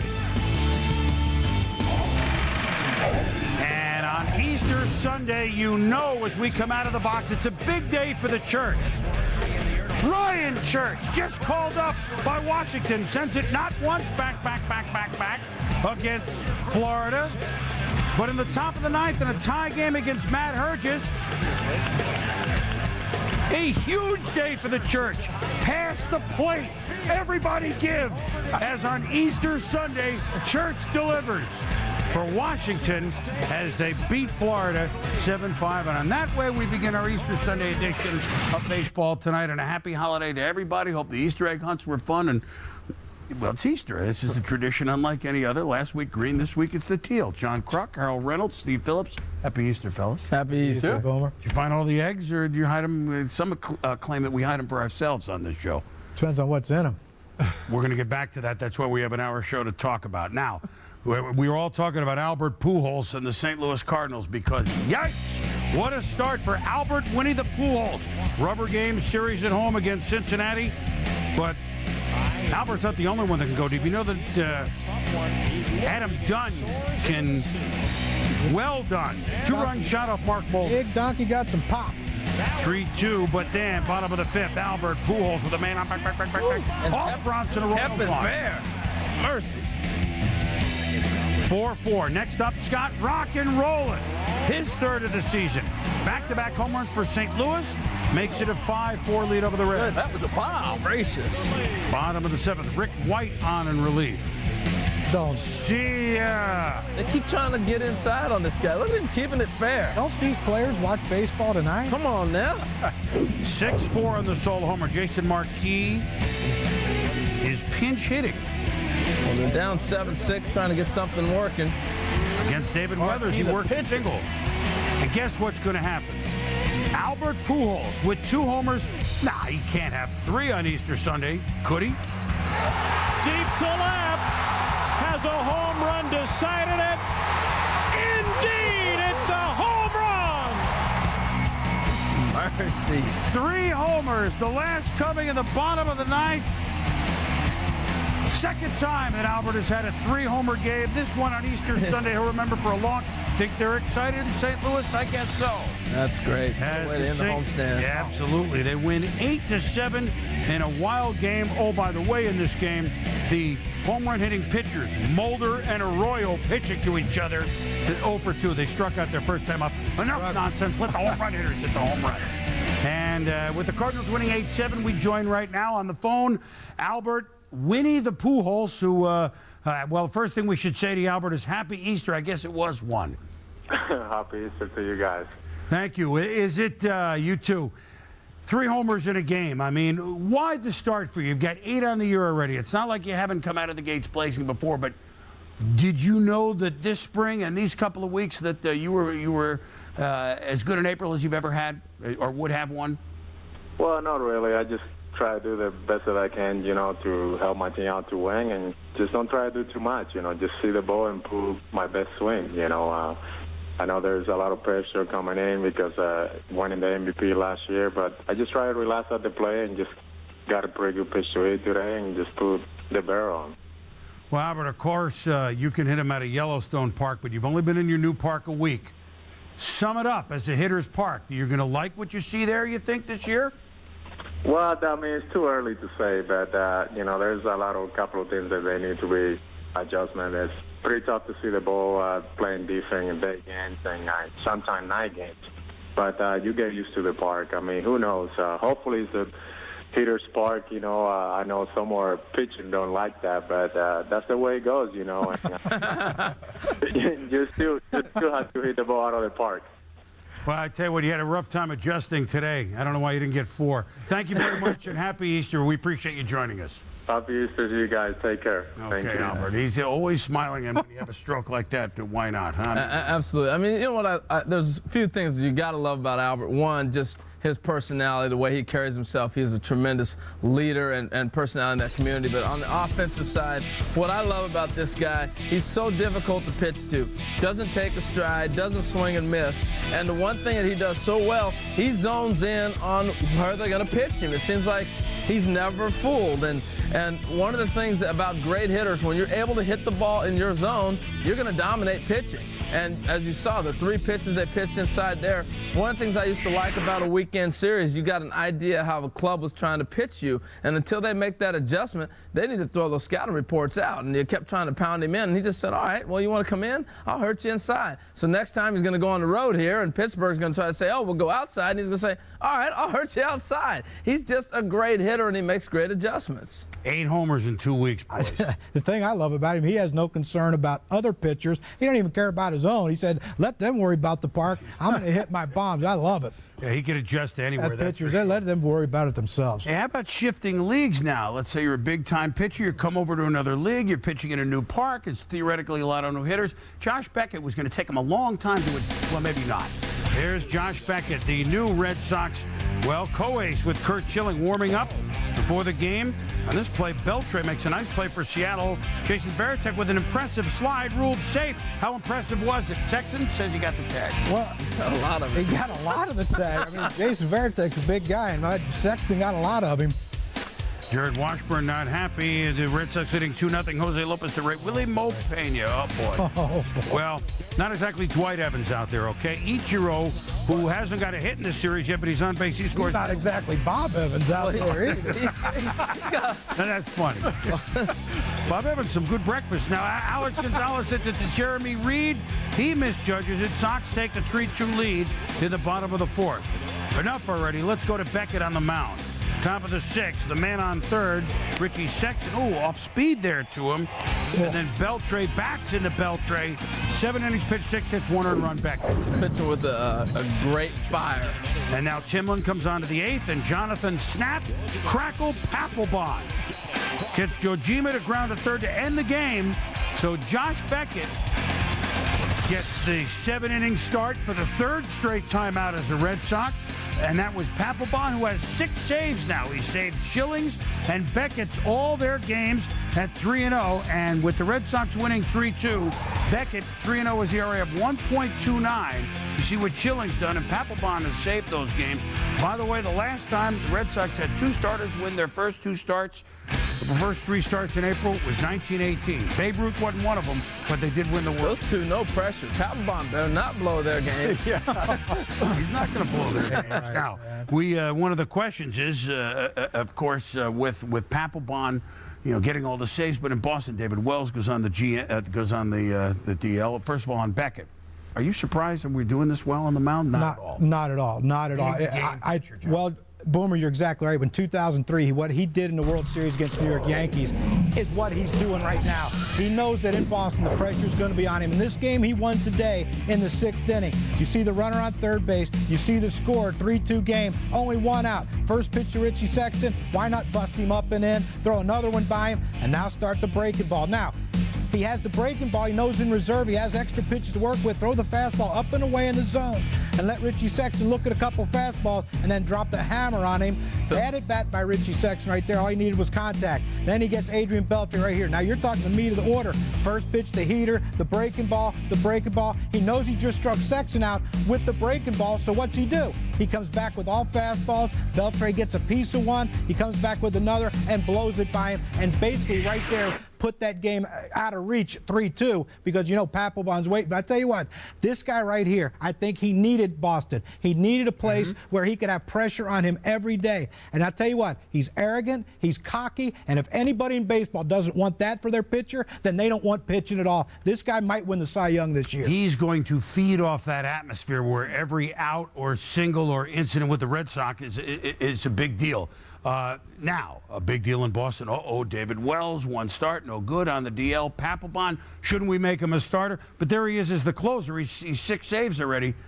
If you're the GM, do you even or manager, do you think about this, Steve? Well, if I get to be the GM for the day for the Red Sox, do I get Theo Epstein's new negotiated salary for that You job? get the gorilla suit. I hope so. But we'll give it, here's $1, all right? That's right. But listen, David Wells on the disabled list, and you have to assume that possibly he's going to be out for a while. The knee problems, he's not in very good shape. It's going to continue to be an issue. There are a lot of the sabermetricians in Boston that are saying when Keith Folk is right, let's move Jonathan Papelbon back into the rotation because he has the best stuff. Put the guy with the best stuff into the rotation to get the most number of outs. I think that would be a critical mistake for the Boston Red Sox. This kid has dominating stuff. He now is settled into that closer's role, 6 out of 6. He's blowing people away. Moving to the rotation is going to disrupt him. And if Keith Folk doesn't get settled in that closer's role and you have to undo it and shift him back, I think it hurts the Red Sox in the long term. I go out, let Lenny Donato start for now, try to find another starter, but leave Jonathan Papelbon in that bullpen. Let him close. Even if Folk comes back, let him set up. This kid's the closer of the future for the Boston Red Sox. Saber what? Sabermetrician. You know, those numbers guys. Okay, all right. I was wondering what If Terry Francona didn't think he had the head for a closer again in a big setting like with Beckett, he wouldn't put him in there. So I think they're set up this way. Donato, by the way, going to start. Remember, they play 11 a.m. because it's Patriots Day. If your taxes are due in Massachusetts tomorrow, you get another day because it's a holiday. It's not until April 18th. You'll be to a lot of start the information in marathon. this segment. Red Sox play. Taxes, You know why they used to good start stuff. the games at 11 a.m.? Because it would be over in 2 hours. You get to go out and watch the finish of the marathon. Now the games last longer than the Boston Marathon. That's another discussion another time. Here's a play on the bases that may last longer than the Boston Marathon to figure it all out. As we have the Angels and Orioles, bottom of the second. Javi Lopez to deep center field. Darren Erstad's going to try and make a catch by the wall. And did he get it? Well, we don't know. Miguel Tejada thought it was caught, and he came back to tag up, and that would be passing the runner. And so this is ruled a touch 'em all single. Well, remember, home run's a ground rule, so now you're going to get 4 bases. But the runners did not do what they're supposed to do in a legal sense of traveling the base path. So now, by Tejada going back, he cancels out that, but he is awarded the 4 bases. Tejada only had to go 3. The base runner, being the batter, ends up being out. So the runner scores, but Lopez is single and an out. Let's just leave Vlad with no doubt. Well, how's he doing, by the way? 3 homers this year, 2 home runs today for Vlad, 5-2 Angels. And Frankie Rodriguez had a 9-3 game in the 9th, comes down awkwardly, grabs the hamstring. He gets hurt. Tim Sockeye Salmon pulled a gill, actually just a little hip flexor, and he's going to be out for 2 days. And the Angels beat the Orioles 9-3 and I guess they got the calls right. I mean, right? They did. They got the calls right. They followed the rules, but, you know, bad base running on the Orioles' part. And we talked with Steve Palermo, help us said, yeah, that they got to figure out what's going on. They can wait, right? Oh yeah, they got the call exactly right. What happened with you guys in games? No, not like that. Not to you individually. Well, you know, interesting. Meanwhile, we can get back in. I told you it would be longer than the Boston Marathon. Meanwhile, the Indians and the Tigers. Mike Maroth was supposed to start Thursday, but he's been back, and he gets Travis Hafner to grant it a 4-6-3 double play. Maroth had 5 Ks on the day. And then, this is Greg Shelton, sends it back, gone. And Chris Shelton, a 25-year-old, they call him Red Bull, his 8th home run. The Tigers did a 1-0. Now, Eric Wedge is screaming at Paul Emmel. You can hear everybody in your ear. Yes, you can. And Maroth, 7 shutout innings, gave up 3 hits. Then Joel Zumaya, who comes on and throws gas. Unbelievable gas. We were watching that, man. J-Mike had no chance. That was better off singing Kumbaya against Zumbaya, right? Goodbye. Zumbaya, and the Tigers win 1-0. Maroth, 7 innings pitched, 3 hits, 5 hits. Beats Cliff Lee on the 8th home run of the year for Chris Shelton, a Rule 5 pick. Unbelievable, the job that he has done. Coming up, due up here on Baseball Tonight. It was it's Easter, but it ended up being a controversial Sunday, didn't it? Nationals have had a long year already, I think. And so Frank tries to keep it calm. Meanwhile, Web Gems, the Mets make plenty of them. And as we do on Sunday, the week that was in music, we go from Web Gems. We're going to have Diamond Cuts and you see the Web Gems, you see Diamond Cuts. We'll have it all for you coming up in the next hour.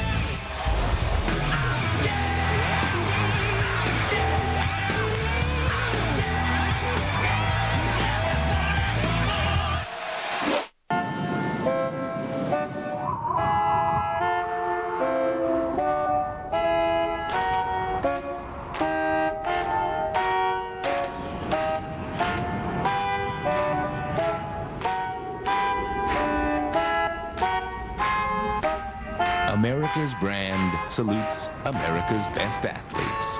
The all-new 2007 Chevy Tahoe.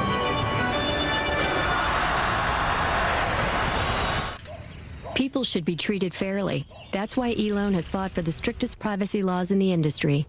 Check out our current monthly mortgage options. Those are some of the revolutionary ways we're changing the lending industry. eLoan, radically simple. Right now, when members of Best Western's Gold Crown Club International stay 6 nights at any Best Western, you'll earn a free night. And AAA Preferred Gold Crown Club International members earn a free night after staying only 5. Plus, earn a 10% bonus in reward points. Details at bestwestern.com/AAA. Do you believe anything is possible? I do. I work at Earthlink. Phone calls over the internet, a brand new communication choice. Thanks. Say goodbye to your phone company forever. We work at Earthlink. And we're making unbelievable things happen every day. Introducing Earthlink True Voice. Unlimited local and long-distance calling, just $24.95 a month. And right now, get your first month of service free. Call now or visit www.earthlink.net and start believing today. Earthlink. We revolve around you. Baseball has a drug testing policy, and Barry Bonds has met every drug test that has been thrown at him. An inside look beyond the headlines from the man himself.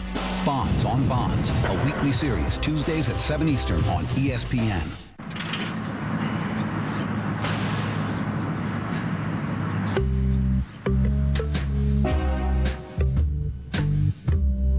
The Denny's PBA Tour, next Sunday at 1 on ESPN.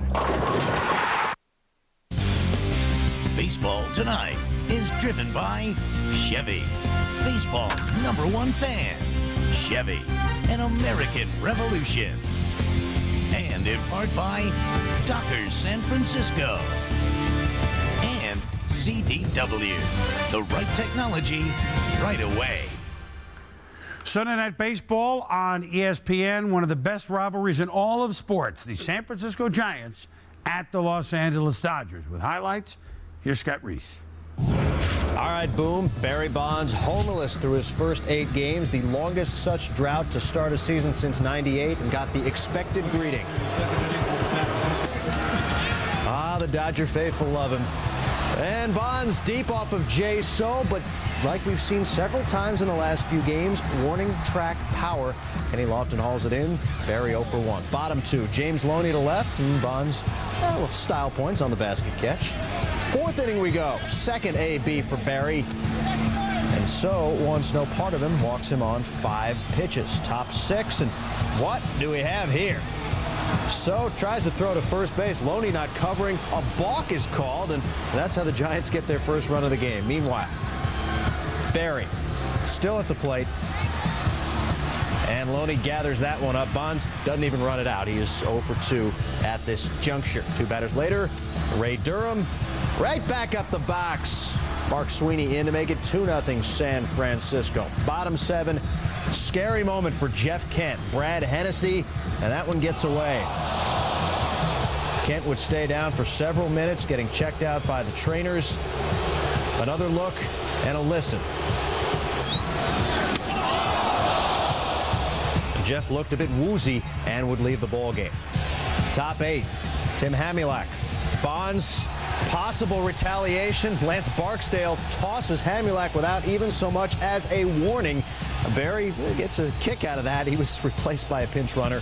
Grady Little argued, but managers rarely win these arguments. Dodgers scoreless, and they lose 2-0. The Giants take 2 out of 3 in the series despite scoring a total of 5 runs. J.D. Drew, the only Dodgers starting position player with a hit in the ballgame. Boomer, back to you.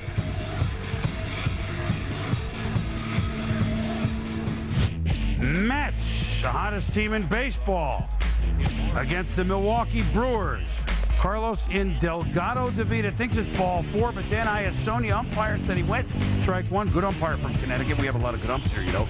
And this is Ben Satin Sheets getting Delgado swinging. His first start of the year. Jeff Jenkins lines it, gets it past Delgado's glove. So Delgado started off with a rough start in this game, but he kept his composure. You see another bad swing, where a lot of guys may get tossed out of the game as bad as he started. It'll change. Bad throw. It's going to change. It's going to change, Steve. It's going to change. Are you sure? Don't change. Mets lead 4-3 in the bottom of the 8th. Oh. Here's the baseball swami. You predicted it. Oh, God. Oh, man, I wish I could do that. 3-run home. It's good to have the answers to the test before you take it. Back to the future type stuff. And the Mets go on to beat the Brewers by the count of 9-3. The Mets 9-2 start, the best start in the history of the franchise. They've won their first 4 series for the first time. Brian Bannister, the youngster, gets his second win. David Wright, oh, by the way, creeping up toward 500 in the first 2 weeks as he went 2 for 4.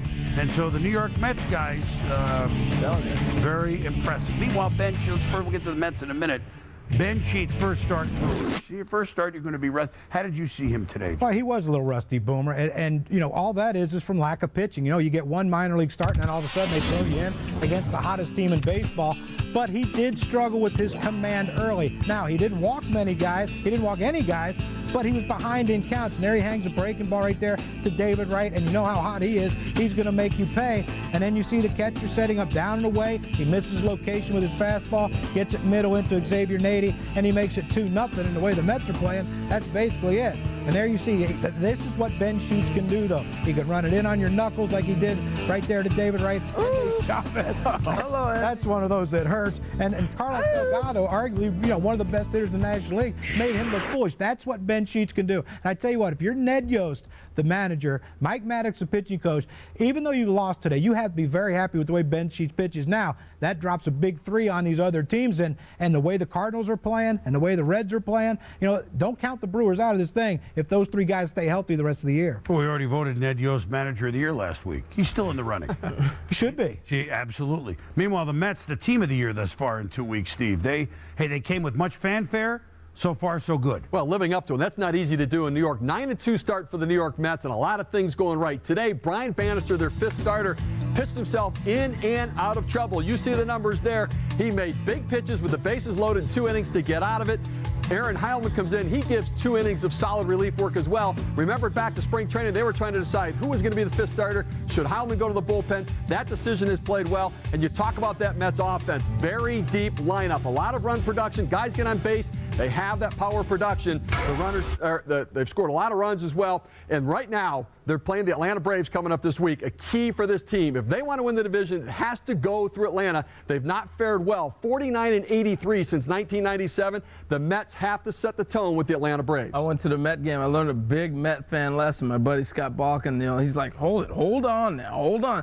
They remind me of the Red Sox fans. This is a great team. They're going to be there at the end. That's an ESPN game Monday. Well, Mr. Met is happy, right? You become the new Mr. Met? I guess. A lot of the Mets are so young, they don't remember the futility against the Braves. Maybe that'll help them in it, although they're going to hear about it pretty quickly. When we return, power surge, even in the rain.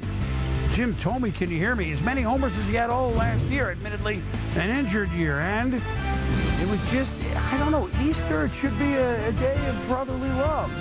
Not really the case.